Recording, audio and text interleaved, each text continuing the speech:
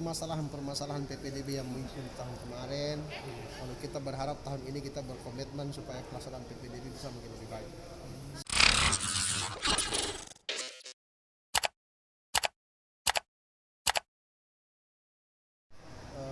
Permasalahan PPDB yang muncul tahun kemarin. Kalau kita berharap tahun ini kita berkomitmen supaya pelaksanaan PPDB bisa mungkin lebih baik. Sudah ada juga sudah ada juklat dari kementerian, tapi itu kami belum bisa keluarkan karena itu masih harus ditambah dengan juknis lagi. Ya, jadi itulah makanya dilakukan dulu FGD semua kepala-kepala sekolah ya dengan unsur-unsur terkait. Nah, hasilnya itu nanti dalam bentuk juknis. Juknis ini nanti akan disosialisasikan ke masyarakat. Oh, jalur-jalurnya sudah ada yang dibahas? Kalau jalurnya kalau sudah ditetapkan dari pusat ya. Jadi jalurnya itu tetap sama seperti yang lalu. Ada jalur prestasi, ada jalur afirmasi, dan ada jalur sonasi. Ya, cuma kalau tidak salah yang sonasi itu dia minimal 50%. Ya. Kemudian ada jalur prestasi. Itu sisa dari kuota yang lainnya, kemudian ada jalur afirmasi. Ini kan juga ada kemarin usulannya ke sekolah jalur khusus untuk anak-anak guru, Pak, bagaimana?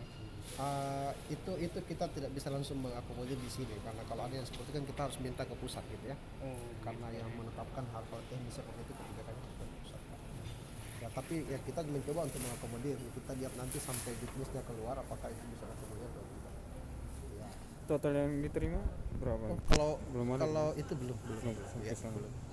Saya sekarang baru dalam posisi meminta data ke masing-masing cabang dinas untuk menyerahkan data berapa jumlah kuota yang ada di masing-masing wilayah, dan juga saya bahkan sudah minta mereka untuk berkoordinasi dengan kepala dinas kota kabupaten untuk mendapatkan informasi berapa jumlah siswa SMP yang akan tamat tahun ini. Jadi kan nanti sudah bisa disandingkan antara kuota yang kita punya dengan jumlah lulusan yang akan tamat gitu kan. Nah, yang kedua, saya juga meminta koordinasi ke Dinas Kota Kabupaten agar guru-guru BK di SMP sudah bisa membantu mengeluarkan bisa membuat ada mapping begitu ya. Sudah bisa mapping. Siswa ini tamatan ini seharusnya dia ke SMP, ke SMA atau ke SMK begitu.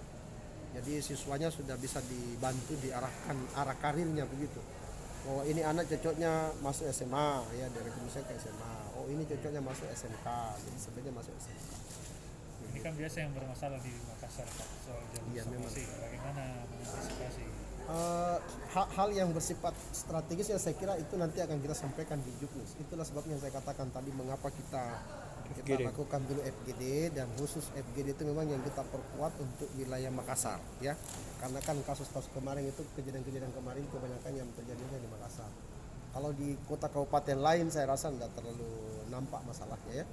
Tapi khusus untuk Makassar, jadi kemarin itu antara dua cabang dinas ini sudah melakukan koordinasi dengan masing-masing kepala sekolahnya.